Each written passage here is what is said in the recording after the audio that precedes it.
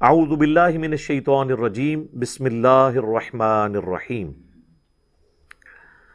وَمَن لَّمْ يَسْتَطِعْ مِنْكُمْ طَوْلًا أَن يَنكِحَ الْمُحْصَنَاتِ، تم میں سے جس کے پاس فائنینشلی طاقت نہ ہو کہ وہ آزاد عورتوں کے ساتھ نکاح کر سکے،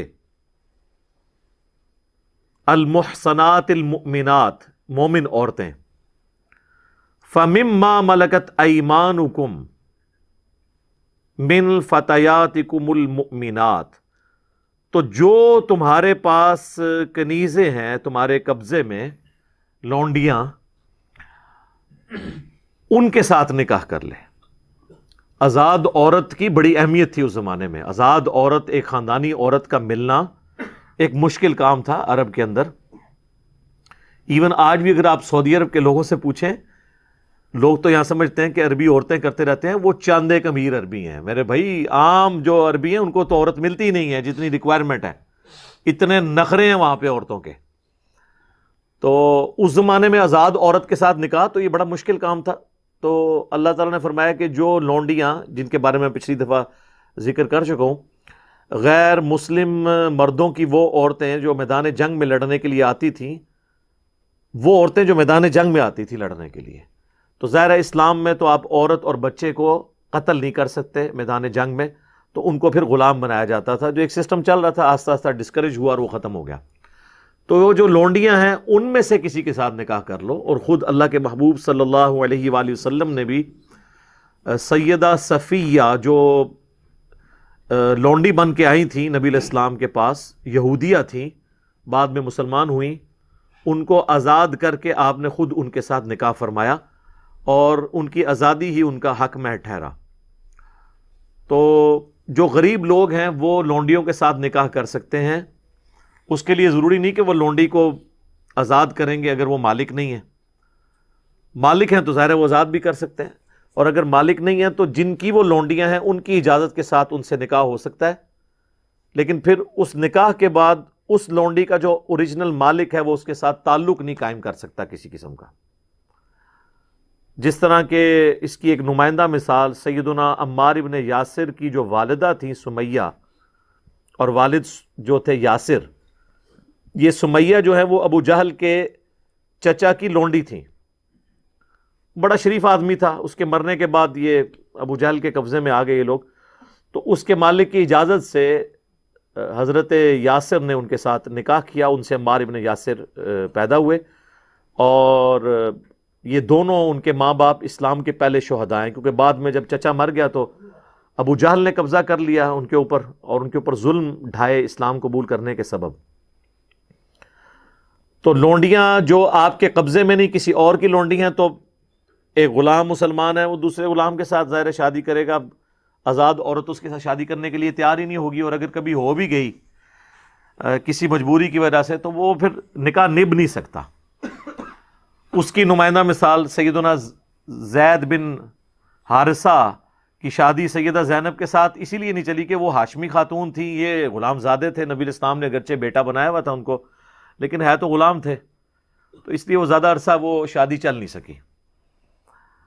تو اللہ تعالیٰ فرما رہا ہے اگر آزاد عورتیں نہ ملیں تو پھر جو کنیزیں ہیں یا لونڈیاں، جن کے حوالے سے میں پچھلی کلاس میں ڈسکشن کر چکا، آج تفصیل میں نہیں جاؤں گا، ان کے ساتھ نکاح کر لو۔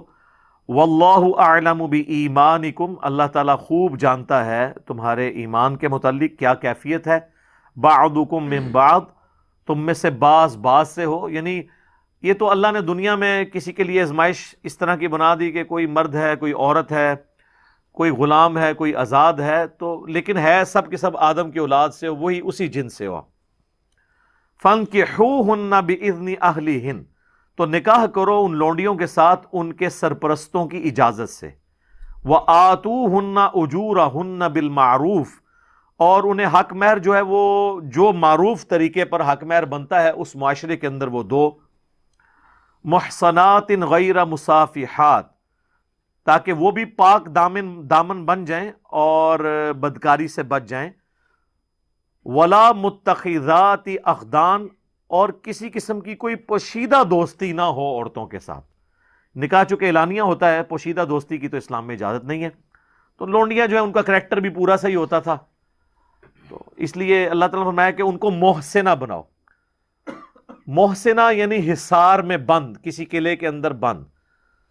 تو شریعت میں محسنہ وہ عورت ہے، وہ آزاد عورت جو کسی خاندان کے قلعے میں بند ہو جاتی ہے. اگر وہ آزاد عورت ہے تو وہ اپنے باپ کے قلعے میں ہے، وہ محسنہ ہے. اگر وہ لونڈی ہے تو آزاد ہونے کے بعد وہ اپنے خاوند کے حصار میں آ جاتی ہے، یا آزاد کیے بغیر بھی کسی غلام کے ساتھ شادی کر لیتی ہے تو وہ بھی محسنہ بن جاتی ہے کہ وہ ایک حصار کے اندر، قلعے کے اندر آ جاتی ہے. فَإِذَا أُحْصِنَّ، جب وہ نکاح سے محفوظ ہو جائیں، یعنی ایسی لونڈیاں جو شادی کر لیں، آزاد تو وہ نہیں ہو سکیں لیکن انہوں نے نکاح کر لیا تو اس کی وجہ سے محسنہ بن گئی. آتَيْنَ بِفَاحِشَةٍ، اگر پھر بھی وہ بے حیائی پر اتریں، فَإِنْ أَتَيْنَ بِفَاحِشَةٍ، پھر بھی اگر وہ بے حیائی پر اتریں، فَعَلَيْهِنَّ نِصْفُ مَا عَلَى الْمُحْصَنَاتِ، تو ان پر سزا کا آدھا ہوگا جو کہ آزاد عورت کو سزا دی جاتی ہے. اب یہ جو آیت کا پورشن ہے، اس سے وہ لوگ جو شادی شدہ زانی کی سزا رجم کے قائل نہیں ہیں، جس کے اوپر سنی اور شیعہ کا اجماع ہے، بخاری اور مسلم میں درجنوں احادیث ہیں، وہ اسی آیت کے حصے کا سہارا لیتے ہیں. وہ یہ کہتے ہیں کہ جب قرآن کہہ رہا ہے کہ جو لونڈی ہے اس کو آدھی سزا دی جائے گی، شادی کے بعد بھی اگر وہ بے حیائی کرتی ہے تو رجم تو آدھا نہیں ہو سکتا، رجم تو پورا ہی ہوتا ہے. یعنی رجم میں تو یہ ہوتا ہے کہ زمین میں گاڑ کے زانی شادی شدہ کو پتھر مار کے اسے ہلاک کر دیا جاتا ہے. وہ سورہ نور میں جب آئے گا تو میں ڈیٹیل سے ڈسکس کروں گا، آلریڈی میری کئی ایک ویڈیوز اس پہ ریکارڈ ہے. تو اب جو لونڈی اگر بے حیائی کرتی ہے تو اب آدھا رجم کس طرح کیا جائے؟ تو وہ کہتے ہیں اس میں امپلائڈ ہے کہ جو 100 کوڑوں کی سزا آئی ہے سورۃ النور کے اندر، وہی شادی شدہ کی بھی سزا ہے اور غیر شادی شدہ کی بھی، کیونکہ 100 کوڑے تو آدھے ہو کے 50 ہو سکتے ہیں، رجم کا آدھا نہیں ہو سکتا. اب یہ لاجیکلی تو ان کی بات درست ہے اگر یہ معاملہ اسی طریقے سے ہو، لیکن اگر آپ ان آیات کو دقت نظر سے دیکھیں اور جہاں سے یہ ٹاپک سٹارٹ ہوا تھا والمحصنات من النساء، تو میں نے پہلے بھی عرض کیا کہ محسنہ قلعے میں بند عورت، 2 عورتوں کے لیے محسنہ لفظ بولا گیا. ایک وہ غیر شادی شدہ عورت جو آزاد عورت ہے، جو اپنے باپ کے انڈر رہ رہی ہے لیکن وہ غلام نہیں ہے، وہ بھی محسنہ ہے.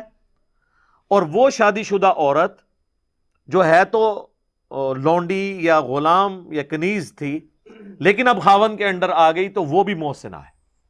دونوں کے اوپر محسنہ کا لفظ بولا گیا.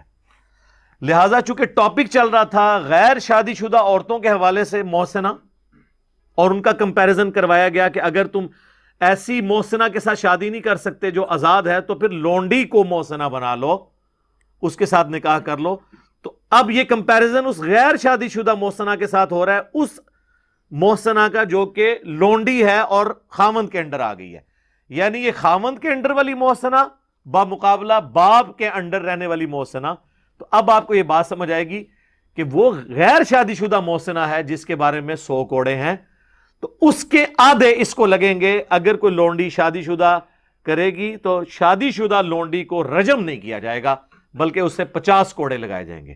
اور اس وسوسے کا جواب جو غامدی صاحب کی طرف سے اٹھایا جاتا ہے یا امین احسن اصلاحی صاحب کی طرف سے کہ جی آدھا تو رجم ہو نہیں سکتا، تو یہ رجم کا تو اس میں تعلق ہی نہیں ہے، اس میں تو اس محسنہ سے کمپیئر کروایا جا رہا ہے جو غیر شادی شدہ محسنہ ہے.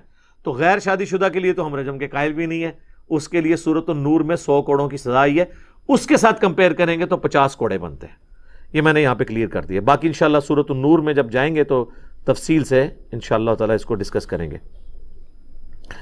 فَعَلَيْهِنَّ نِصْفُ مَا عَلَى الْمُحْصَنَاتِ مِنَ الْعَذَابِ، وہ جو آزاد عورتوں کے لیے جو غیر شادی شدہ ہیں ان سے آدھا عذاب یعنی آدھی تکلیف 50 کوڑے انہیں دی جائے گی. ذَلِكَ لِمَنْ خَشِيَ الْعَنَتَ مِنْكُمْ، یہ لونڈیوں سے نکاح کی اجازت اس کے لیے ہے جسے خطرہ ہو کہ وہ بدکاری میں مبتلا ہو جائے گا، بشرطے کہ وہ اب نبھا بھی سکے شادی، یعنی اس کے فائنینشیل ریسورسز اتنے ہونے چاہیے. وَأَن تَصْبِرُوا، اور اگر تم صبر اختیار کرو گے خیر لکم تو تمہارے لیے بہتر ہے، واللہ غفور الرحیم اور اللہ تعالیٰ بخشنے والا اور رحم فرمانے والا ہے۔ صبر ظاہر ہے وہ تو میں نے پہلے بھی سورۃ النساء کے تعارف میں ڈسکس کیا تھا، صبر پھر یہی ہے جو صحیح بخاری میں حدیث ہے اور مسلم میں بھی موجود ہے، دونوں کتابوں میں ہے، متفق علیہ ہے کہ اے نوجوانوں کے گروہ جو تم میں سے استطاعت رکھتا ہے نکاح کرنے کی تو وہ نکاح کر لے۔ نکاح کرنا نگاہوں کو نیچا رکھتا ہے اور شرمگاہ کی حفاظت کا ذریعہ ہے، اور جو تم میں نکاح کرنے کی استطاعت نہ رکھتا ہو یعنی فائنینشیل استطاعت تو وہ روزے رکھے اور اس کے ذریعے اپنے اس معاملے کو ایڈریس کرے، سیکس والے جو جذبے کو ایڈریس کرنے کے لیے وہ روزے رکھے۔ یرید اللہ لیبین لکم، اللہ تعالیٰ چاہتا ہے کہ شریعت کے احکام کھول کھول کر تم سے بیان کرے، وَيَهْدِيَكُمْ سُنَنَ الَّذِينَ مِن قَبْلِكُمْ اور تمہیں اس راستے پر چلائے جو تم سے پہلے کامیاب لوگوں کا راستہ ہے، ان لوگوں کے راستے پر، ان کی راہوں پر، وَيَتُوبَ عَلَيْكُمْ اور تم پر اپنی رحمت کے ساتھ متوجہ ہو، وَاللَّهُ عَلِيمٌ حَكِيمٌ اور اللہ تعالیٰ علم والا ہے، حکمت والا ہے۔